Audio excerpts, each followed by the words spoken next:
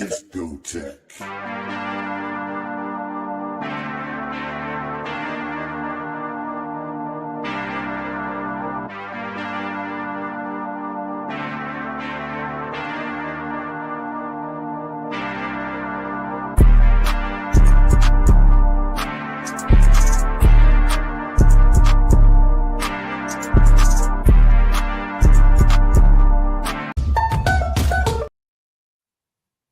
Nope.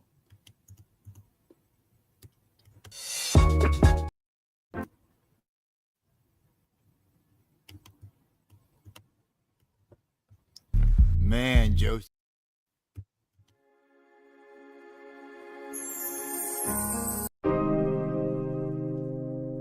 Yeah, girl. Blasphemous HD Productions. Spread It Records. Yeah. Just let it happen. Yeah, girl. Locked you up cause you trippin', babe. I ain't dealing with your bitch and I ain't sippin', babe. Restraining order put on you and a sticking, babe. If I left you said you shoot off my dickens, babe. Shoot off my balls though. Trips to the crib in the middle of the night. He said if I don't marry her she's gonna take my life. No, babe. Can't you just put down a knife? Killing me while feeling me cause I won't give you pipe. Oh, baby. First couple days were amazing, but right after sex you got crazy. And now she's stalking me, but everybody knows that crazy girls got good pussy, oh baby. First couple days were amazing, but right after sex she got crazy. And now she's stalking me, but everybody knows that crazy girls got good pussy, oh baby. Bro, I swear on God she's trying to break me, like all them fake charges that she made up. Caught the police force on me, got me beat up.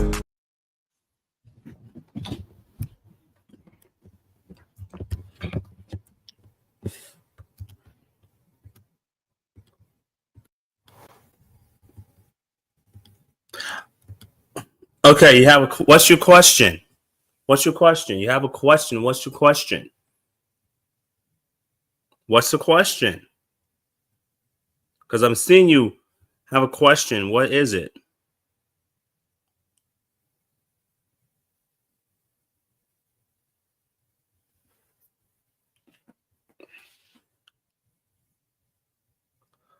Oh, what song is that? That's from HD. That's from HD. I have to send you the song. It's in the description. I have to show you the. Let me see if I can find a video of the song. But that's by HD. I put the link to the original video. That's by HD. It's a parody of Chris Brown, Crazy.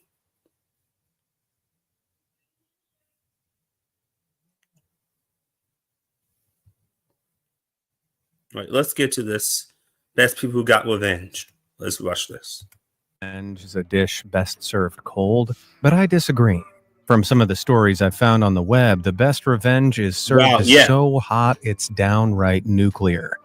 These aren't tales of funny, passive-aggressive sticky notes or cute pranks to teach people a lesson. Make sure you guys like, subscribe. These are stories of life-destroying vengeance and elaborate retribution, from devastating businesses to exposing cheaters in the most damning ways possible. So, grab your popcorn and put on your rad suit, because we're about to look at some tales of nuclear-level revenge. I'm gonna start saying that. Kidney comeback. At some point, everyone with a sibling has found them annoying, but a select few can be downright evil, as a Reddit user by the name of Ryan sadly discovered. I have a friend named Ryan. Ryan had a twin called Sebastian. As they were growing up, Speaking of Ryan, let me actually have him join this one. You guys want to see Ryan?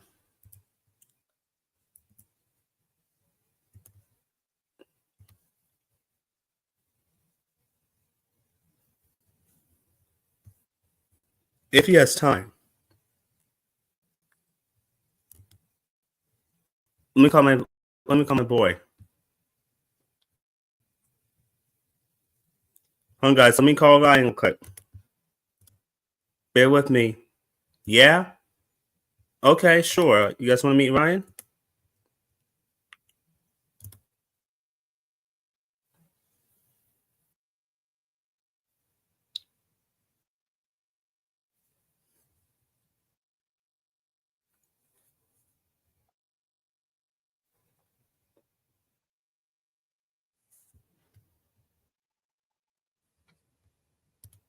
All right, guys, we try it later. Okay, let's get back to the video.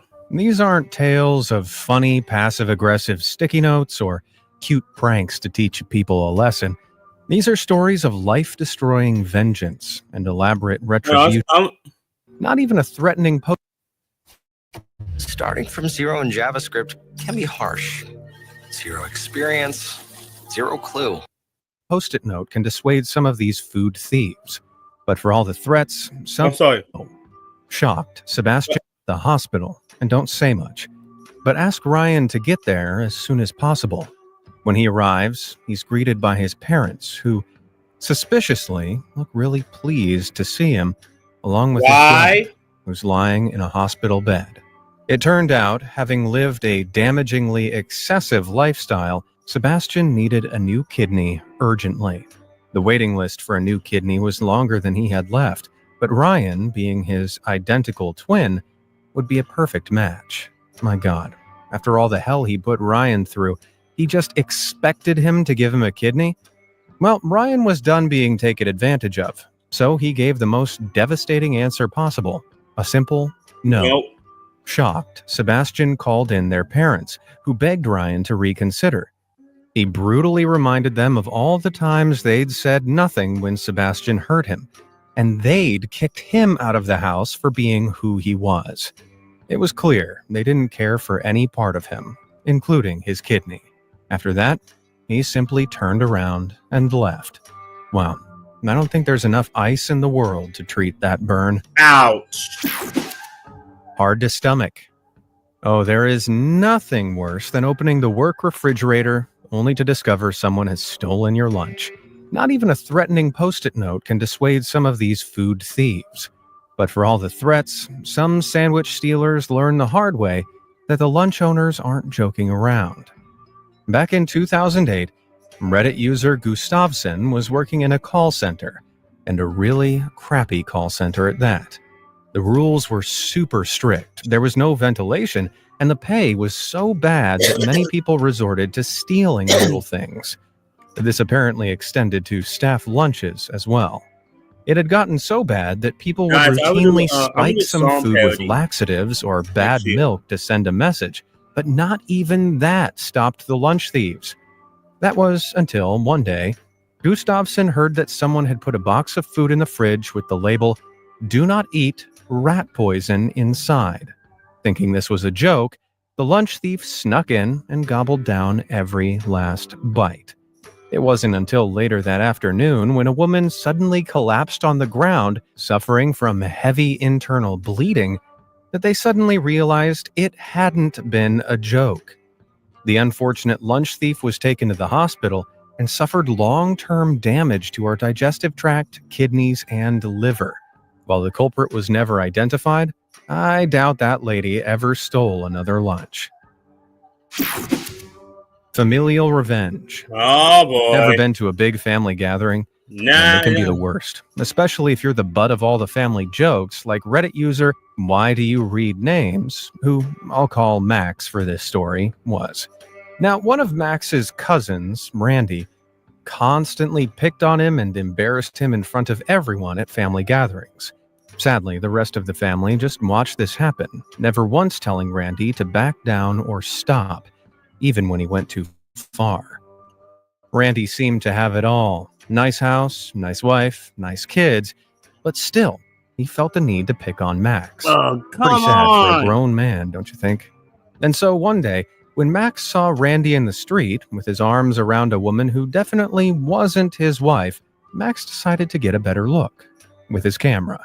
He took out his phone and got several pictures of the couple holding hands, hugging, smooching, tongues and all. Then he had all the photos printed out and waited patiently for the next inevitable family gathering. With everyone around the dinner table, Randy was about to start bullying Max again when suddenly Max dropped all the photos onto the table. The entire family, including Randy's wife and kids, slowly realized what they were looking at. And then all hell broke loose.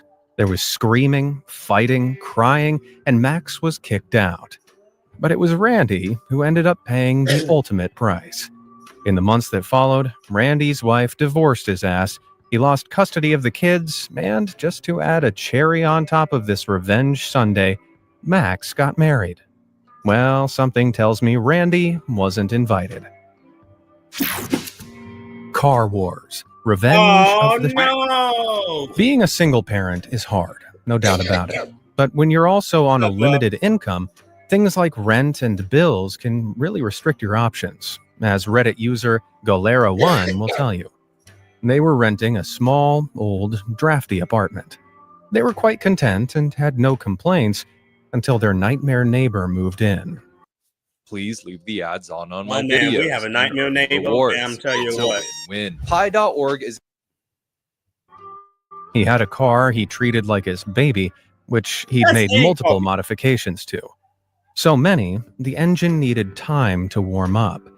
And so for 10 to 15 minutes every day, he'd let it run, releasing mega plumes of thick, nasty exhaust fumes.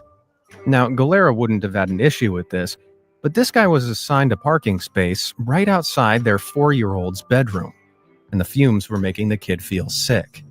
So, one day, Golera kindly asked if he could warm the car up somewhere else in the lot. At this, the driver went berserk, screaming at Golera, telling them he didn't care about the kid and that he wasn't going to move it. Shocked, Golera left.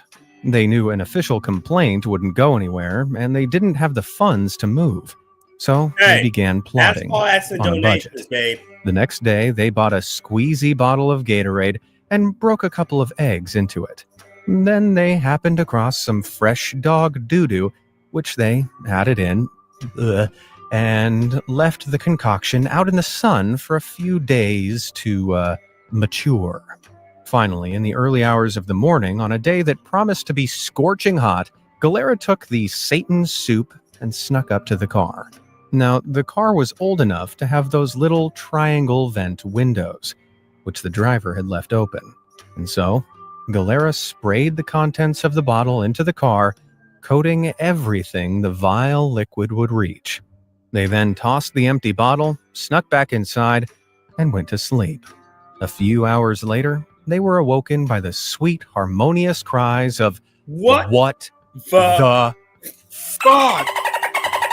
When Golera looked out, the driver was gagging next to his car, trying desperately to figure out where in his car the vomit-inducing smell was coming from. He grabbed a bucket of soap and water and began scrubbing the seats hard, and soon people began to gather around. Realizing there was no way to stop the stench, he grabbed a wrench and removed both the driver and passenger seats before heaving them into a dumpster. By now, a crowd of at least 30 people were stood staring and laughing, and in front of all of them, he then got in the car without a seat and drove away. Golera never saw the car again. Now that is how you put your revenge in gear. Yeah. IR sucks to be you. If you want to hit a business where it really hurts, you call in the tax man to take a punt. Back in the early 2000s, fresh out of college, a Redditor called FancyCat11 started a new job at a small drafting and design firm. While the pay seemed good, she soon realized she was also being used as the receptionist, office manager, file clerk, and even janitor. But despite being obviously overworked, she got on with it and never complained. However, just as the year's tax returns were due, her boss asked her to request a tax deadline extension for herself. He had a reasonable excuse, so she obliged. But when she asked him for an update a few weeks later, he asked her to request another deadline extension. Now, this was fishy. So fishy that Fancy went through the tax records herself and found the paperwork. It was all done, he just didn't want to sign off on it, so he could keep all her tax money in his account while making it look like she was the one failing to pay. Whether you fix roofs, move boxes, or light up the room, Google local services ads makes it easier for customers in your local area to... Well, Fancy wasn't having any of this. So on Monday morning, she dropped her resignation letter on his desk and then proceeded to walk straight into the offices of the Internal Revenue Service, also known as the IRS. She gave them all the evidence she had against the guy, and it turned out Despite taking a tax cut from her pay, he'd never paid any taxes to the IRS under that business name. Oh, the IRS were not happy. But Fancy wasn't done there. She then proceeded to ring all his long-standing business partners, informing them that the IRS was about to go to town on his company, and that they might want to steer clear. After all, they didn't want the tax man investigating them by association, did they? After the IRS investigated the matter thoroughly, much to the dismay of the boss, the business started to fail. Hard. Whenever Fancy walked past, she noticed the entire office looked dirty and empty. A year later, it was closed for good. Moral of this story, don't screw your employees over and always pay your taxes. Facts. Tired of it. Oh. Don't you hate when someone parks in your spot? It's so annoying. Even more so in bad weather, as Reddit user Meltdown knows all too well. His girlfriend was coming over one snowy night, so he went down to the parking lot and spent an hour digging out a parking space specifically for her. He then left a little sign asking others not to park there as he dug it out by hand. But people are douchebags, and in a matter of minutes, some selfish driver had thrown the sign away and taken the spot. Cold and angry, Meltdown aptly had a meltdown. His girlfriend found another place to park and fell asleep in his apartment. And once she did, he grabbed a bottle of flammable liquid, crept down to the car, and proceeded to set all 4 tires on fire before slinking back upstairs. Within minutes, he could hear the noise of the tires bursting and exploding. The next morning, Meltdown took out the trash and surveyed the damage. And boy, was it ugly. While the overall structure was fine, the driver would need 4 new tires and a lot of cosmetic work to restore the car. Now that is what you call a full meltdown. Lil. Bug off. Kids can be the worst. They scream, they cry, they throw rocks at you. Or at least they threw rocks at Reddit user Frumpy Fungus. At around the age of 11, he was looking after his little brother one Saturday afternoon when 2 kids knocked on his door, asking if he'd come out to play. He said no, but they kept ringing the bell. And when he didn't respond, they decided to throw rocks at his house. Typical kid logic. This kept happening for 2 more weeks. And when they cracked one of the windows... Let me tell you something. Let me tell you something. And I'm about to say this to anybody. You cannot force people to play with you. You can't. If no one wants to play with your... If no one wants to play with you, that's okay. Let me tell you something, bro. That was me. You throw rocks at my house and crack my window, or worse, you're injured like a dog or a puppy, my mom's puppy, and that's when we're gonna have an issue. Seriously. Maybe I should make a song parody called Don't Throw Ya. I'll say, maybe I need to make a song message to said, don't be pissed off when people don't want to play with you. Don't be mad when people don't want to play with you. Just make it into a song. Like, guys, I need to make song parodies or something that you guys can relate. ...was on his house, Frumpy finally had enough. Little did these kids know, Frumpy was an avid ant farmer and had a small nest of fire ants. Yeah, as the name suggests, the bites from these things are incredibly spicy. So, Frumpy took the little glass farm over to the patch of rocks the kids usually used and dumped the ants all over them. Later that day, right on cue, he could hear the crack of rocks hitting the side of the house. But suddenly, the cracking stopped and was replaced by the crying of a few dumb kids. Hey guys! Today we're going to learn how to add this scrolling animation to your website in Wix Studio without writing a... The ants were all over them. They ran back home like the babies they were. But they weren't done there. Instead of throwing rocks, the kids resorted to stealing toys out of Frumpy's yard. Unlucky for them, Frumpy owned more bugs and had the smarts to set up a trap. He filled an old book bag with Legos, dolls, all sorts of toys, and left it in his yard. Sure enough, a few hours later, it was gone. What the thieves didn't know was that Frumpy had dumped his entire termite farm in there as well.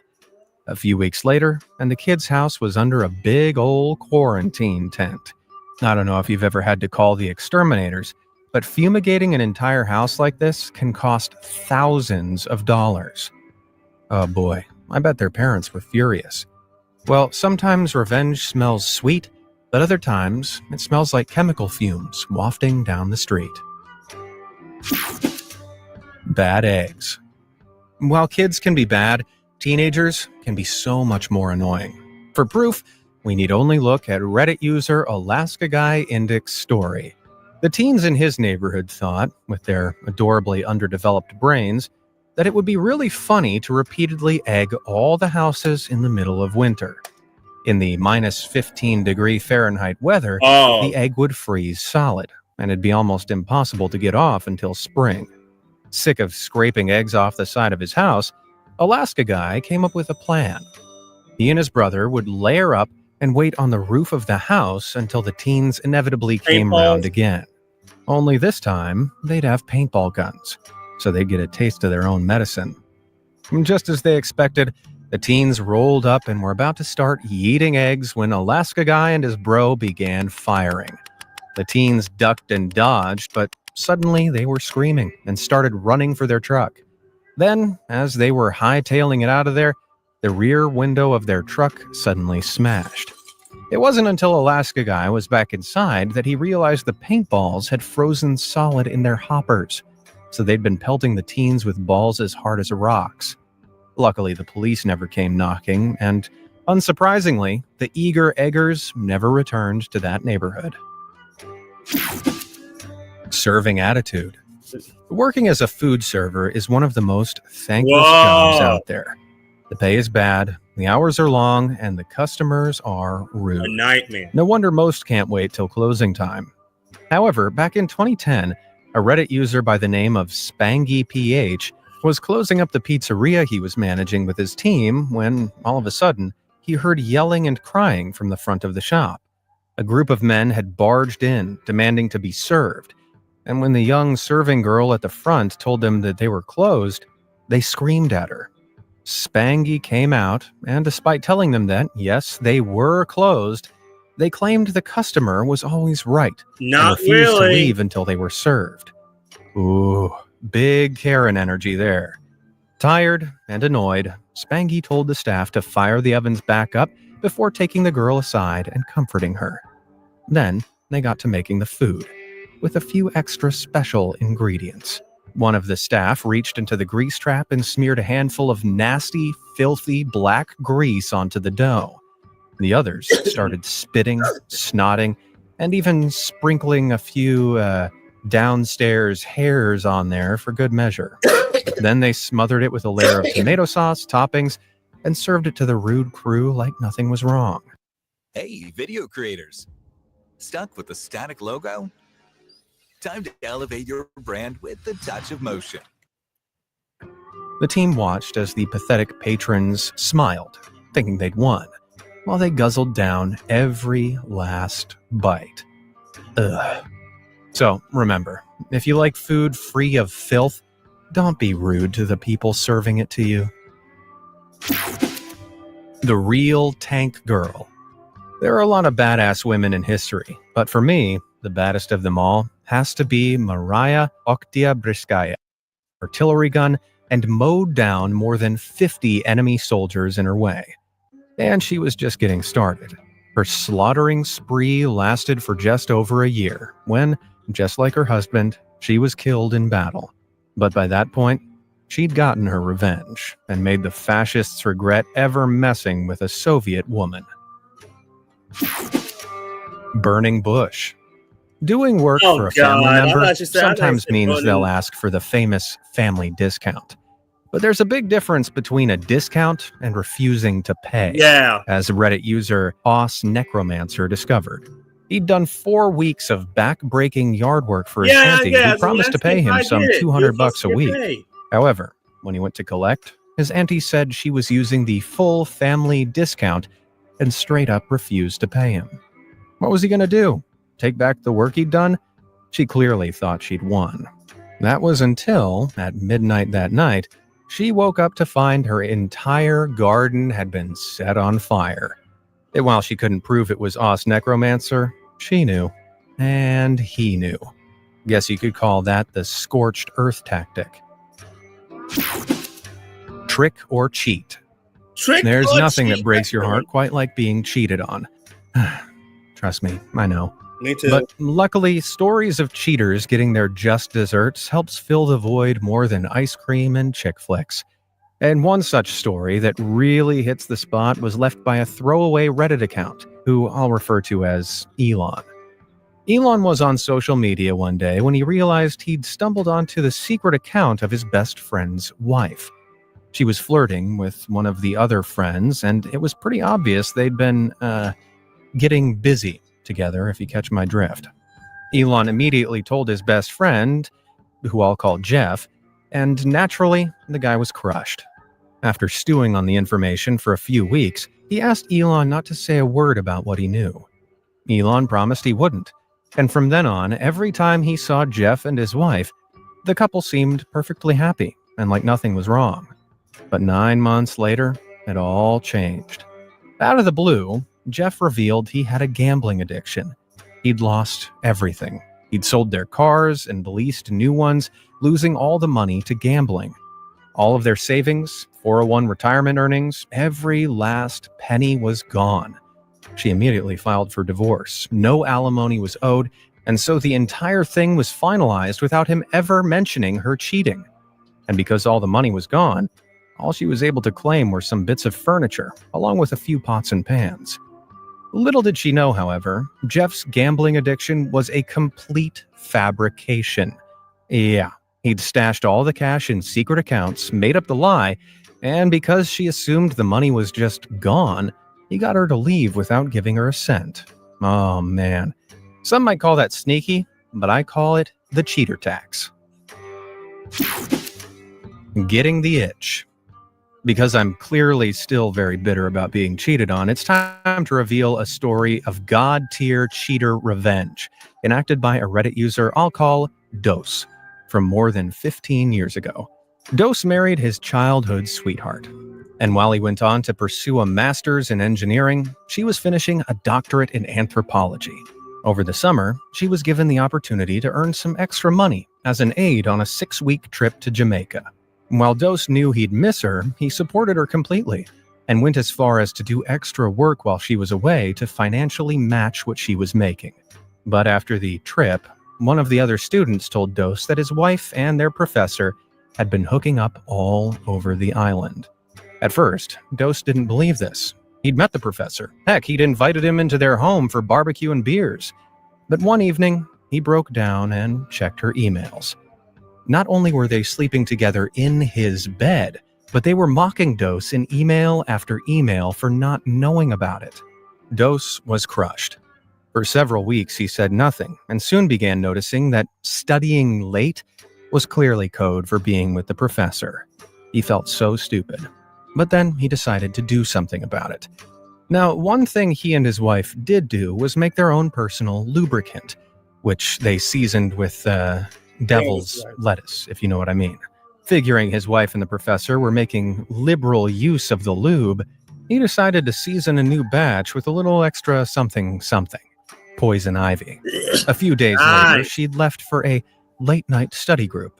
When she got back and hit up the shower, Dose found a job beyond teaching in a high school. Oh, and the ex-wife.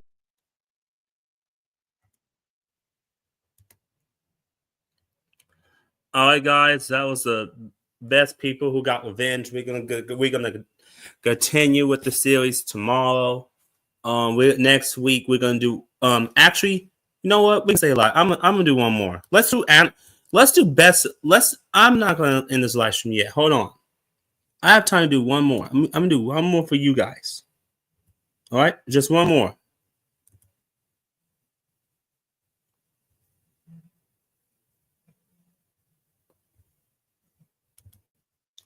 Y'all better subscribe for this one.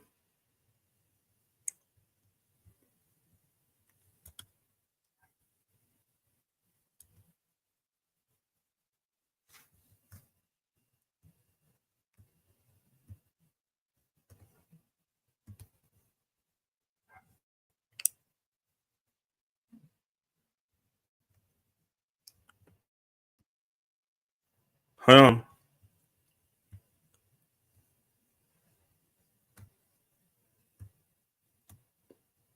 Trying to find animals. There it is.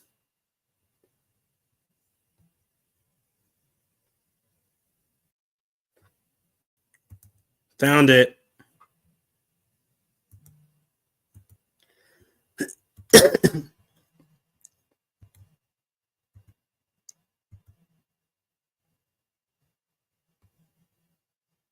We're right here. Can weigh over 500 pounds and can be 10 feet long from nose to tail. These facts failed to penetrate the tough Russian exterior of Vladimir Markov, a poacher who was out doing his thing in 1997. He shot. Markov gets marked off. Siberian tigers can weigh over 500 pounds and can be 10 feet long from nose to tail. These facts failed to penetrate the tough Russian exterior of Vladimir Markov, a poacher who was out doing his thing in 1997. He shot a tiger, wounding it, but left it there instead of finishing the job. Markov then continued about his day in the woods, taking a chunk of the tiger's prey with him. Markov would soon come to regret leaving nature's stripey hunter alive. After a quick recovery of only a few hours, the tiger tracked Markov's scent to his cabin, destroying anything that held the poacher's scent along the way. The tiger then waited by the front door and enjoyed a hearty hominid Happy Meal when Markov arrived home.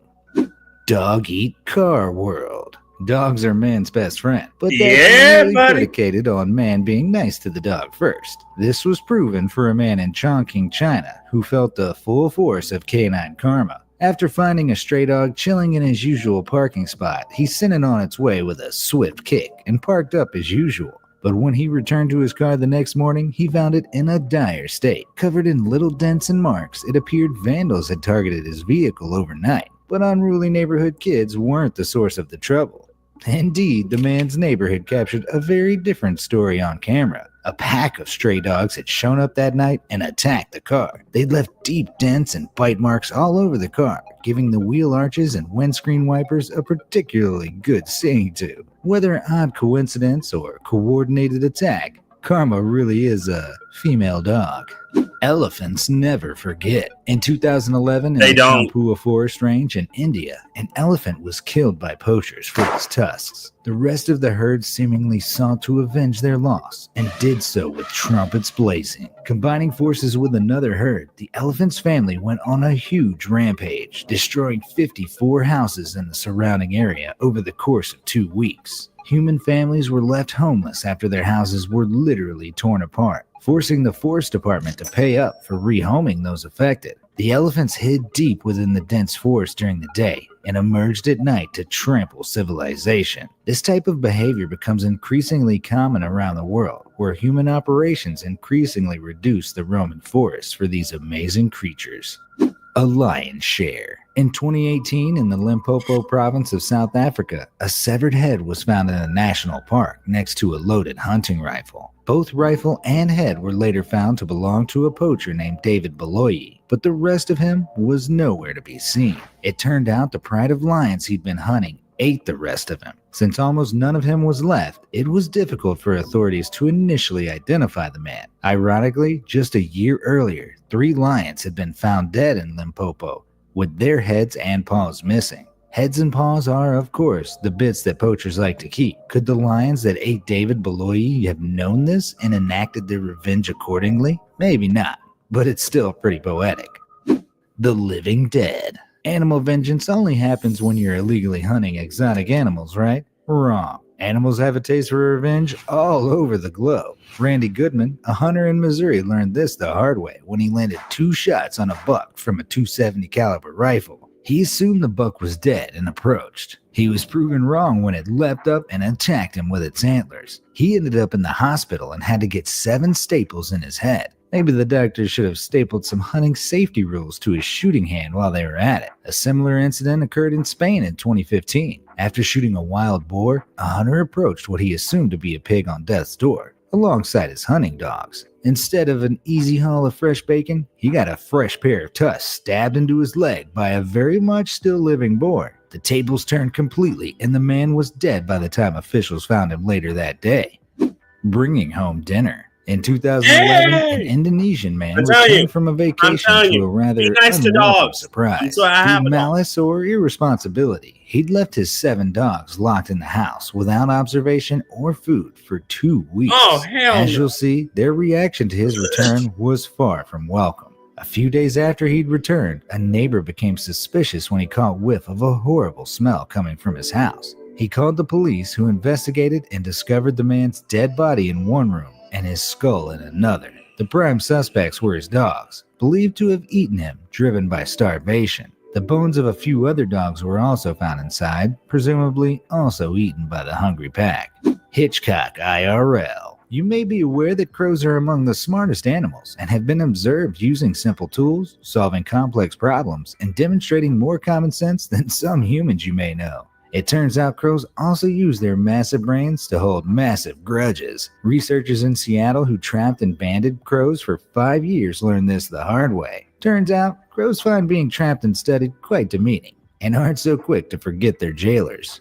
Nor are their friends, who gathered over researchers' heads, cawing in disapproval at the sight of their trapped comrades. Even after an entire year without seeing the researchers, upon finally seeing them in the wild, the crows would caw in anger and dive bomb them in mobs of 30 or more birds. And it wasn't even just the birds they had captured in the past that would do this. Word had spread to the whole community. The researchers soon found, by carrying out experiments in realistic masks, that crows can memorize individual human faces. Even 5 years on, one researcher donned his experimental mask once more and was instantly the victim of an intense verbal assault from the campus corvids. A similar thing happened to researchers from the Korea Polar Bear Research Institute with Antarctic seabirds called skuas. In order to test the idea that the birds could recognize humans, they would purposefully mess with their nests and then come back later. Lo and behold, skuas turned out to have a thing for faces too, and would chase down the particular meddlesome scientist whenever they appeared. Crouching tiger, hidden moonshiner. In what sounds like the beginning of a feline John Wick movie, a tiger was sent on the path of vengeance after his mate and cub were killed by humans in Sitha Thudu, India. When officials arrested a man for an illegal alcohol bootlegging operation in the forest, he recounted the full story. His fellow brewer had killed the tigress and her cub when he spotted them near their base of operations. 3 days later, the moonshiners were out in the forest again, where the widower tiger found them, dragging one of them into the forest. The man was eventually found half dead and later succumbed to his injuries in hospital. If there's a lesson here, it's don't hunt tigers and don't make moonshine. Charging a high price. If the animal kingdom's crosshairs were ever aimed at anyone, notorious hunter Dunas Botha was a prime target.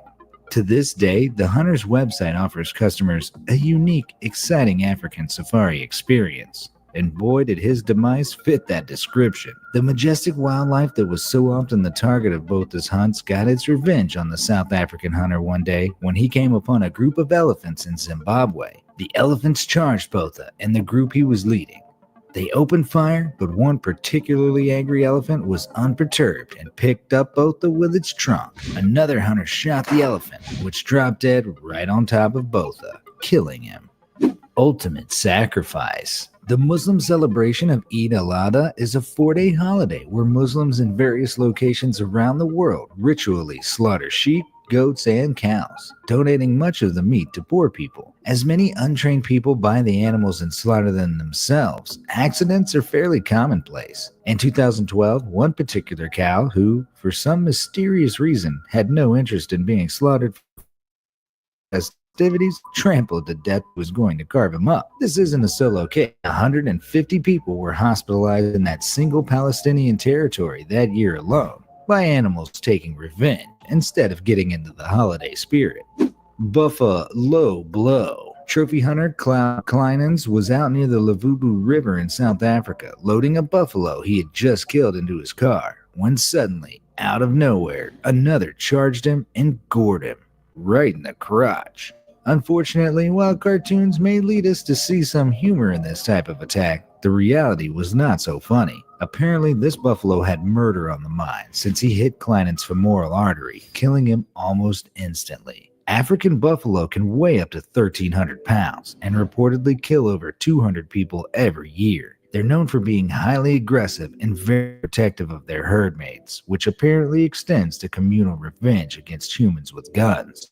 Right to bear arms. In 2014, a brown bear escaped an encounter with hunters after taking a shot to the leg in the Siberian forest. The next day, the hunter returned to his car and discovered that it had been totally destroyed. The interior had been torn to shreds, the rear bumper was ripped off, the windscreen was smashed, the lights were broken, and it was covered in mud. Claw marks at the scene of the crime and paw prints on the car seemed to indicate that this was the work of a bear. If not the wounded bear itself, then perhaps a compassionate other with a strong sense of species pride. Interestingly enough, the nearby cars owned by the hunter's friends, who didn't land shots on the bear, were untouched.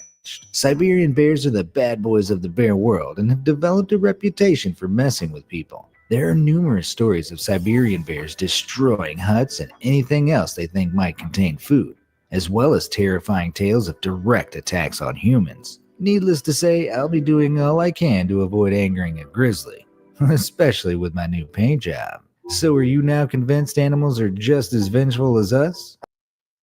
Yep. Okay, guys, I hope you enjoyed this video, and I see you guys next time. Peace.